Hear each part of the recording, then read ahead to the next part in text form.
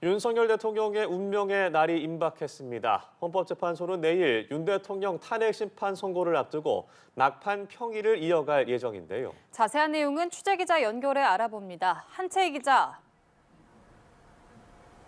네, 내일 오전이면 약 4개월간 이어졌던 탄핵 정국이 중대 기로에 놓입니다. 헌법재판소는 내일 오전 11시 대심판정에서 윤 대통령 탄핵 심판 선고기일을 엽니다. 현재는 오늘 오전과 오후에도 재판관 평의를 열고 결정문 문구 수정 등 막판 작업을 이어갈 것으로 보입니다. 그동안 TF 연구관들이 초안을 작성하고 재판관들의 요구에 따라 수정된 이 결정문들은 이제는 인용, 기각, 각하 중 하나로 추려져서 철통 보완 속의 막판 작업을 재판관들이 직접 이어간 걸로 보입니다. 재판관들은 어제도 오전과 오후에 평의를 열고 직접 결정문 정리 작업을 이어간 걸로 전해집니다. 최종 결정문은 이번 사건 주심 재판관인 정영식 재판관이 주도해 작성합니다. 여기에 재판관들의 의견이 보충될 수 있는데 결론에 동의하지만 이유는 다를 때 내는 별개 의견이나 결론에 동의하면서 추가로 하고 싶은 말이 있을 때 붙이는 보충 의견을 더 붙일 수 있습니다.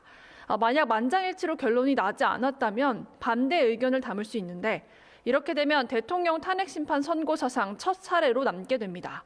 내일 아침까지도 재판관들은 평의를 이어갈 수 있습니다. 선고일 지정 당시 암묵적으로 최종 의견을 교환해서 사실상 평결이 이뤄졌다고 볼 수 있지만 결정문 수정 과정에서 만에 하나 의견을 바꾼 재판관이 있거나 조율이 원활하지 않았다면 내일도 평결할 가능성은 남아있는 겁니다. 탄핵 심판 선고 효력은 즉시 발생합니다. 재판관 8명 중 6명 이상이 인용 의견을 내면 윤 대통령은 즉시 파면되고 3명 이상이 기각 또는 각하 의견이라면 직무에 복귀하게 됩니다. 네, 모든 눈이 쏠리는 국민적 관심사인 만큼 내일 헌재 분위기는 어떨지 관련 내용도 전해주시죠.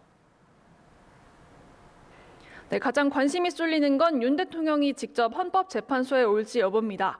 윤 대통령 대리인단은 아직 출석 여부가 정해지지 않았다는 입장인데 선고일에 당사자 출석 의무는 없기 때문에 만약 윤 대통령이 오지 않겠다고 하면 양측 대리인단만 대심 판정에서 선고를 지켜볼 것으로 보입니다. 내일 선고는 일반인 20명도 직접 볼 수 있습니다. 그제부터 신청을 받았는데 어제 저녁 6시 기준 7만 5천 명이 신청해 3,750대 1의 경쟁률을 기록했습니다. 오늘 저녁 5시에 마감되는 만큼 신청 열기는 더 치열해질 것으로 보입니다. 이처럼 선고 당일 일반인을 비롯해 많은 인원이 몰리는 것에 대비해 헌재는 경찰과 협조하며 청사 보안 관리에 만전을 기하고 있습니다. 경찰 요청에 따라 내일은 언론사당 3명만이 헌재에 출입할 수 있고 입장을 위해선 철저한 신원 확인과 보안 검색이 이루어집니다. 헌재는 선고일 지정 이후 재판관들의 신변 보호 조치를 강화했습니다. 내일 재판관들의 출근길 취재도 제한적으로 진행될 예정입니다. 지금까지 헌법재판소에서 연합뉴스TV 한채입니다.